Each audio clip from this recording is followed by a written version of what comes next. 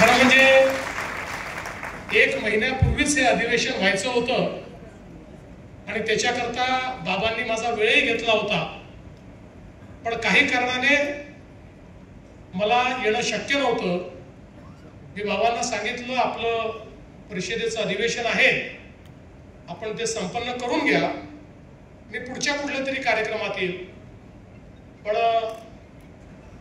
कारंजेकर बाबांचा स्वभाव आपल्याला माहिती आहे. त्यांनी आणि आमच्या प्रकाश शेटनी आणि बाळासाहेबांनी सांगितलं, एक प्रकारे मला धमकीच दिली, तुम्ही आले नाही तर आम्ही अधिवेशनच करणार नाही. त्यामुळे आधी तारीख द्या, मग अधिवेशन आम्ही त्या ठिकाणी ठरवतो. आणि आजची माझी तारीख ही त्यांनी त्या ठिकाणी ठरवली आणि मला अतिशय आनंद आहे की सर्वज्ञ श्री चक्रधर स्वामी यांचा आशीर्वाद घेण्याकरता आणि एवढ्या सगळ्या पूज्य संत महंतांचा आशीर्वाद घेण्याकरता या ठिकाणी मला येता आलं आणि आपल्या सर्वांमध्ये उपस्थित होता आलं. मग अशी कारंजेकर बाबा जे म्हणाले तसं ते जे काही म्हणतात ते मला सगळं मान्य असतं, पण मग अशी ते एक गोष्ट जी म्हणाले ती गोष्ट जरा मला पूर्णपणे मान्य नाही आहे. ते असं म्हणाले की आपल्या महानुभाव पंथाचे 3 आमदार निवडून आले. मी त्याच्यामध्ये थोडं करेक्शन करतो, आपल्या महानुभाव पंथाचा मुख्यमंत्री देखील निवडून आला. हे मला तुम्ही सांगायचं विसरला. आता तुम्ही काय मला पंथाच्या बाहेर ठेवलाय? पंथाच्या सगळ्या कार्यक्रमात असतो, सगळ्या प्रथा परंपरा माहिती आहेत, सगळं माहिती आहे. त्याच्यामुळे आता काही मी फार पंथाच्या बाहेर नाही. त्यामुळे मी आता यापुढे सांगितलं पाहिजे की आता मुख्यमंत्रीही आमच्या महानुभाव पंथाचाच आहे.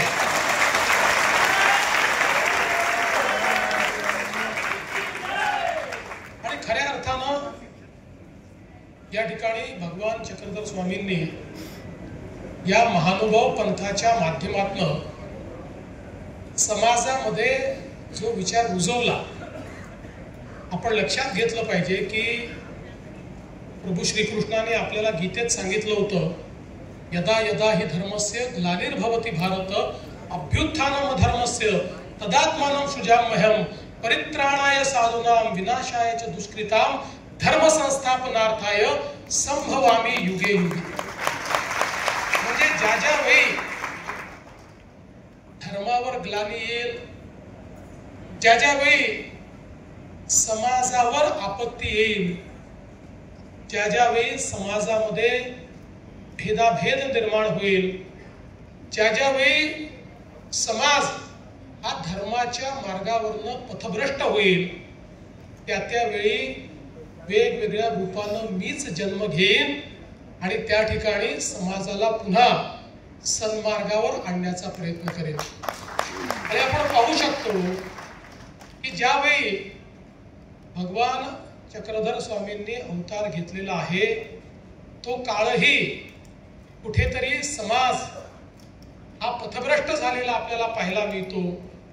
सातत्याच्या आक्रमणांमुळे, समाजातल्या भेदाभेदांमुळे, समाजातल्या विषमतेमुळे समाजामध्ये एक प्रकारची वेगळी व्यवस्था निर्माण झालेली आपल्याला पाहायला मिळते.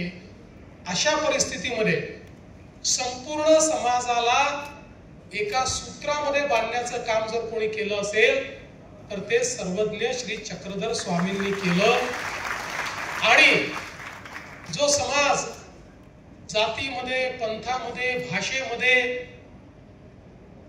उच्च नीच अशा प्रकारच्या वेगवेगळ्या दऱ्यांमध्ये विभागलेला होता, त्या संपूर्ण समाजाला या महानुभाव विचाराने एकत्रित केलं. कोणी कोणाची जात विचारली नाही, कोणी कोणाची भाषा विचारली नाही, कोणी कोणाचा पंथ विचारला नाही, तर सगळ्यांना एक सन्मार्ग देण्याचं काम या ठिकाणी सर्वज्ञ चक्रधर स्वामींनी केलं. आपण बघा, गुजरात मधनं ते आपल्या विदर्भाच्या, महाराष्ट्राच्या मातीमध्ये आले, पण या ठिकाणी मराठीची जी सेवा त्यांनी केली, आज आपली मराठी भाषा अभिजात झाली. या अभिजात भाषेच्या संपूर्ण प्रवासामध्ये 2 ग्रंथ हे अत्यंत महत्वाचे ठरले की ज्याने आपल्या भाषेच्या अभिजात असण्याचा पुरावा दिला. त्यातला एक ग्रंथ ज्ञानेश्वरी आहे, तर दुसरा ग्रंथ लीळा चरित्र आहे.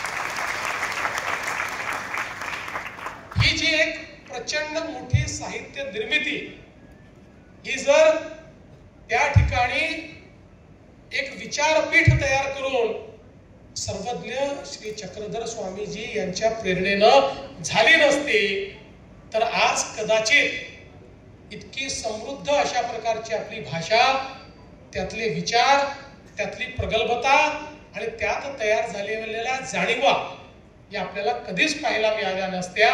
आणि म्हणून केवळ महानुभाव विचार हाच काही आपल्यावरचा त्यांचा उपकार नाही, तर मराठी भाषेला अभिजात भाषा म्हणून रुजवण्याचं काम हे देखील याच महानुभाव पंथाच्या साहित्यातून तयार झालेलं आहे. हे आपल्याला खऱ्या अर्थानं या ठिकाणी मान्य केलं पाहिजे. आणि म्हणूनच मला असं वाटतं की खरं तर आपण एकूणच तो सगळा काळ बघितला तर श्री गोविंद प्रभू, भट्टोबास, केशवदास, डिंबकृष्ण मुनी या सगळ्यांनी या मराठी साहित्याला इतकं समृद्ध या ठिकाणी केलेलं आहे.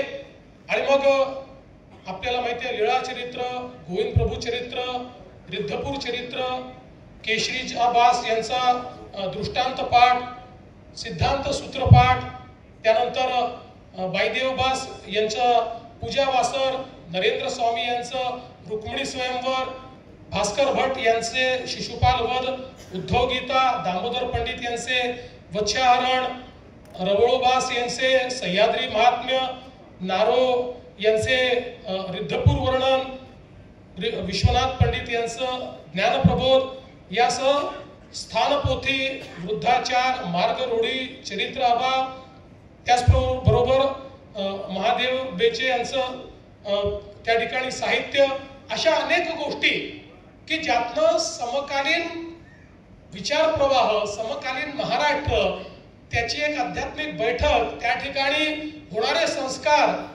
या प्रत्येक गोष्टीचं आपल्याला एक भास, त्याचा एक पुरावा आणि त्यातनं किती आपण एक समृद्ध विचार घेऊन चालत होतो याची प्रचिती या सगळ्या साहित्यातनं आपल्याला मिळते.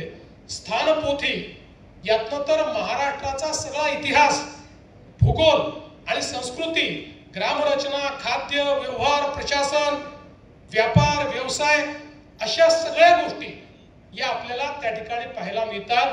आणि म्हणून हे केवळ ग्रंथ नाही आहे, तर हा आपला इतिहास देखील आहे. आपल्या सांस्कृतिक वाटचालीचा ठेवा देखील या ठिकाणी महानुभावांच्या विचारातनं तयार झालेला आहे. आणि म्हणून मला असं वाटतं की आजही मी बघतो तीच परंपरा आमच्या महानुभाव पंथाने सातत्याने कायम ठेवली आहे. मी आता इतक्या कार्यक्रमांमध्ये जातो, असा एकही कार्यक्रम नाही की ज्या कार्यक्रमांमध्ये 3-4 तरी ग्रंथांचं प्रकाशन होत नाही. प्रत्येक कार्यक्रमात आपल्याला ग्रंथांचं प्रकाशन होताना या ठिकाणी पाहायला मिळतं. आणि खऱ्या अर्थानं ही जी विचारांची संपदा आहे, ही जी विचारांची परंपरा आहे, ती परंपरा आपल्यापर्यंत आणण्याचं काम या ग्रंथांच्या माध्यमातून सातत्याने होत असतं. आणि म्हणूनच मला असं वाटतं की आज ज्यावेळी अनेक वर्षानंतर पुन्हा एकदा आमच्या या महानुभाव पंथाच्या सर्व महंतांनी हा प्रयत्न सुरू केला. म्हणजे प्रयत्न तर ते अनेक वर्षापासून करत होते की एक समृद्ध परंपरा, आपण जर बघितलं तर आज आपले जेवढे म्हणजे अगदी रिद्धपूर पासून जाळीचा देव, पोईचा देव किंवा जेवढे आपले महत्वाचे स्थान असतील, या सगळ्या स्थानांमध्ये ज्या काही अडचणी आहेत, या अडचणी काय, या अडचणी या करतायत की त्या वेळच्या आक्रमणामध्ये आमच्या महानुभाव पंथाने कधीही पंथाचा रस्ता सोडला नाही. त्या सगळ्या आक्रमणांना त्या ठिकाणी झेललं. त्या आक्रमणातनं मोठ्या प्रमाणात अन्याय झाला, अत्याचार झाला, त्याचा सामना केला, पण तरी देखील आपली पंथीय व्यवस्था आणि विचार हा कधीच महानुभाव पंथाने ढळू दिला नाही. आणि म्हणून ही सगळी आपली जी काही त्या ठिकाणी आध्यात्मिक स्थळ आहे, ही सगळी स्थळं ही जगली, ती वाचली, पण पण ती अडचणीत देखील आली, एक संघर्ष देखील त्याच्याकरता करावा लागला. आणि म्हणूनच 2014ला ज्यावेळी मी मुख्यमंत्री झालो आणि त्यावेळी पहिल्यांदा विशेषतः आमचे अविनाश ठाकरेजी आणि मोहनदादा म्हणजे कारंजेकर बाबा यांची भेट झाली. आणि त्यापूर्वी मी महापौर असताना 1997 साली ज्यावेळी आमच्या चिसभवनमध्ये आपल्या महानुभाव पंथाचा खूप मोठा एक मेळावा झाला होता आणि त्या अधिवेशनामध्ये सगळ्या व्यवस्था आमच्याकडे होत्या आणि अतिशय सुंदर अशा प्रकारचा तो मेळावा. खरं म्हणजे मी असं म्हणेन की महानुभाव पंथाशी माझं नातं जे जुळलं ते 1997च्या त्या चिसभवनच्या मेळाव्यापासून जुळलं. आणि तेव्हापासून सातत्याने पंथीय सगळे आपले जे महंत आहेत यांच्या सानिध्यामध्ये वेगवेगळ्या कार्यक्रमांमध्ये मी जायचो, वेगवेगळ्या पद्धतीनं जी काही मदत करता येईल ती आम्ही करायचा प्रयत्न करायचो. पण खऱ्या अर्थानं मुख्यमंत्री झाल्यानंतर त्या संदर्भात संधी लाभली आणि मग आपण वेगवेगळ्या प्रकारची जी कामं सुरू केली. आणि त्यातनं आज मला आनंद आहे की गेल्या 10 वर्षामध्ये आपण अनेक गोष्टी या ठिकाणी करू शकलो. मग अशी बाबांनी ज्याचा उल्लेख केला मी पुन्हा उल्लेख करणार नाही, पण मला हे सांगताना आनंद वाटतो की इतका मोठा आमचा हा संपूर्ण महानुभाव पंथ की जो केवळ महाराष्ट्रात नाही, केवळ भारतामध्ये नाही, तर अफगाणिस्तान पर्यंत पसरलेला आमचा महानुभाव पंथ आज भारताच्या कुठल्याही राज्यात गेलं तरीही आम्हाला महानुभाव त्या ठिकाणी भेटतात, महानुभावांचा विचार त्या ठिकाणी भेटतो आणि भक्तिभावानं महानुभाव पंथाचं काम करणारे लोक आम्हाला त्या ठिकाणी भेटतात. त्यामुळे इतका मोठा आमचा हा संप्रदाय, इतका मोठा समुदाय, इतका मोठा पंथ, पण दुर्दैवाने कधीच या पंथाची दखल महाराष्ट्राच्या राजकीय व्यवस्थेने घेतलीच नाही, कधीच घेतली नाही. आणि म्हणून मला असं वाटतं की हाही कदाचित भगवान चक्रधर स्वामींचाच आदेश असावा की ही दखल घेण्याची पहिली संधी ती मला या ठिकाणी मिळाली आणि आमच्या युतीच्या सरकारला ती मिळाली. मी मुख्यमंत्री असताना, त्यानंतर शिंदेसाहेब मुख्यमंत्री असताना, आता पुन्हा मी मुख्यमंत्री असताना खरं म्हणजे या अनेक गोष्टी आपण करू शकलो. आमचे गिरीश भाऊ असतील, बावनकुळेजी असतील, सगळ्यांनी आम्ही हा प्रयत्न केला की कुठल्याही परिस्थितीमध्ये ही जी एक एवढी मोठी परंपरा आहे की ज्या परंपरेने एक समतेचा विचार दिलेला आहे. आज आपण पाहू शकतो की आमच्या महानुभाव पंथामध्ये प्रचलित जाती व्यवस्थेतले सगळे लोक आम्हाला पाहायला मिळतात. अशी एकही जात नाही की जी महानुभाव पंथामध्ये आपल्याला त्या ठिकाणी दिसत नाही. पण त्याच वेळी या पंथामध्ये कोणी कोणाला जात विचारत नाही, सगळे महानुभाव एकमेकाला दंडवतच करतात. ही शिकवण जी आम्हाला मिळालेली आहे ती आमच्या समाजाकरता, आमच्या राज्याकरता आणि आमच्या देशाकरता अत्यंत महत्वाची आहे. आणि म्हणूनच मी आज या निमित्ताने, या परिषदेच्या निमित्ताने बाबांना निश्चितपणे या ठिकाणी सांगू इच्छितो की आपण ज्या ज्या अपेक्षा व्यक्त केलेल्या आहेत, आज आपण खरं म्हणजे रिद्धपूरला ज्यावेळेस विद्यापीठ दिलं त्यावेळी काही लोकांनी विरोध केला, म्हणाले विद्यापीठ रिद्धपूरला कशाला, ते मुंबईला असलं पाहिजे. मी सांगितलं मुंबईला अनेक विद्यापीठ आहेत, अनेक विद्यापीठं होतील, पण तुम्ही आणि आम्ही आज मराठी बोलतो याचं कारण काही लोकांनी त्या माय मराठीची सेवा केली आहे, त्यांनी ती जिवंत ठेवली आहे. आणि असं मराठीला जिवंत ठेवणारं ठिकाण म्हणजे रिद्धपूर आहे. म्हणून त्या ठिकाणी आपल्याला हे मराठी भाषेचं विद्यापीठ केलं पाहिजे आणि ते विद्यापीठ आम्ही केलं. आणि मी तुम्हाला विश्वासाने सांगतो खूप अडचणी, कारण आता शेवटी रिद्धपूर हे आपल्याला कल्पना आहे की जरी अतिशय जुनं अशा प्रकारचं त्या ठिकाणचं आपलं स्थान असलं तरी काळाच्या ओघामध्ये ते खूप मागे पडत गेलं. त्यामुळे जाण्याचे रस्ते असतील, रेल्वे स्टेशन असेल, व्यवस्था असतील, आज आपल्याला अगदी चांगलं सुंदर विद्यापीठ बनवायचं आहे, पण त्याची जागा देखील उपलब्ध नव्हती. पण बाबांनी आणि सगळ्या लोकांनी मदत केली, शेतकऱ्यांनी मदत केली. मग शेतकऱ्यांची जागा अधिग्रहित करून त्या ठिकाणी विद्यापीठ उभं करावं. पण मी तुम्हाला निश्चितपणे सांगतो की मराठी भाषा जी आपली आहे ही जगातल्या प्रमुख भाषांपैकी आहे. आज किमान 12-14 कोटी लोक मराठी भाषा बोलतात. त्यामुळे या जगातल्या प्रमुख भाषेला साजेस होत अतिशय सुंदर आणि जागतिक कीर्तीचं विद्यापीठच आम्ही त्या ठिकाणी तयार केल्याशिवाय राहणार नाही। आणि त्याकरता ज्या ज्या अडचणी आहेत त्या अडचणी दूर करण्याचं काम हे निश्चितपणे आम्ही यापुढेही करत राहू। खरं म्हणजे आपली सगळी महंत मंडळी ही खऱ्या अर्थानं अतिशय उत्तम अशा प्रकारचं पंथाचं काम करत असतात। आणि आमचे कारंजेकर बाबा तर एक प्रकारे आता म्हणजे ते आता अध्यक्ष असले तरी एकूणच गेले 10 वर्ष पंथाच्या दूताच्या रूपाने काम करतायत। कुठल्याही महंतांचं काही काम असेल, पंथातल्या कुठल्याही व्यक्तीचं काम असेल तर बाबा त्याकरता हजर असतात। आणि मगाशी जसा उल्लेख केला की काही असलं की आपल्या प्रकाश शेठ ननावरेंना बाळासाहेबांना घेऊन आणि तिकडे आमच्या अविनाश ठाकरेंना घेऊन बाबा आपले त्या ठिकाणी तयारच असतात आणि सातत्याने या गोष्टींचा खूप पाठपुरावा हा बाबा निश्चितपणे करत असतात। त्यामुळे मी आपल्याला आश्वस्त करतो की या सगळ्या व्यवस्था, कारण आपल्याला माहिती आहे 100-200 वर्षात बिघडलेल्या व्यवस्था आहेत त्या आपल्याला रुळावर आणण्याकरता काही कालावधी लागेल। पण तो कालावधी लागला तरी मी तुम्हाला सांगतो की आमच्याकडनं आम्ही सरकार म्हणून मंचावरचे सगळे मंत्री असतील, आपले सगळे आमदार असतील, आम्ही सगळे हे महानुभावांच्या पाठीशी आहोत। आणि जेवढी पंथीय कामं असतील ही कामं उत्तम प्रकारे त्या ठिकाणी पूर्ण करण्याकरता आम्ही निश्चितपणे सगळे मिळून काम करू हा विश्वास मी आपल्याला देतो। पुन्हा एकदा सर्वज्ञ श्री चक्रधर स्वामी यांच्या चरणी नतमस्तक होतो।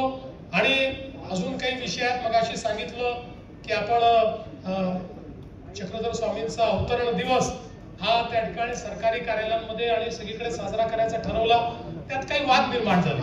आता काही लोकांचं म्हणणं होतं की अवतरण दिवस म्हणजे ईश्वराचा अवतार आहे, मग तुम्ही तो कसा साजरा करता, मग त्याचं कसं तुम्ही महापुरुषांसोबत करता। मी म्हटलं बाबा आम्ही त्यांना मानतो, आता तो करायचा की नाही करायचा पंथाने ठरवायचा आहे। त्यामुळे आम्ही बाबा आता कमिटी तयार केली आहे, कमिटी जे सांगेल ते आम्ही त्या ठिकाणी मान्य करू। कमिटी म्हणेल तुम्ही करा, आम्ही 100% तो करूच, कारण आम्हाला करायचाच आहे। आणि कमिटी म्हणेल नका करू तर आम्ही मनातल्या मनात करू, करणार तर आम्ही आहोतच, त्यामुळे आम्ही आपल्या मनातल्या मनात करू। त्यामुळे शेवटी अशा प्रकारचे जे विषय असतात त्या विषयांमध्ये आपल्याला फारसे वाद हे न करता, आता सागर बाबांनी मगाशी आम्हाला त्या ठिकाणी लीळा चरित्राचा विषय मांडलेला आहे आणि आता ते देखील त्यांचं म्हणणं असं होतं की आता कोर्टाच्या निर्णयाप्रमाणे त्यातही आपल्याला पुढे गेलं पाहिजे। आपण सगळे मिळून बघा, मी आपल्याला एकच गोष्ट सांगतो की जे धार्मिक, आध्यात्मिक, पंथीय विषय असतात यात सरकारचं काम काय असतं, निर्णय करणे काम नसतं। तुम्ही केलेला निर्णय फॉलो करणं याचं काम असतं। हे पंथाचे निर्णय सरकार करत नाही, तुम्ही निर्णय करा। तुम्ही जो निर्णय कराल त्या निर्णयाच्या पाठीशी सरकार ठामपणे उभं राहील, एवढं मात्र या निमित्ताने मी आपल्याला निश्चितपणे सांगतो।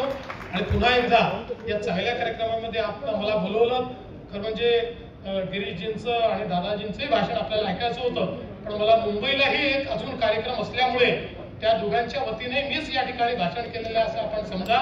आणि आपण मला बोलवलं त्याबद्दल आपल्या सर्वांचे खूप मनापासून आभार मानतो आणि माझं बोलणं संपवतो। सगळ्यांना धन्यवाद।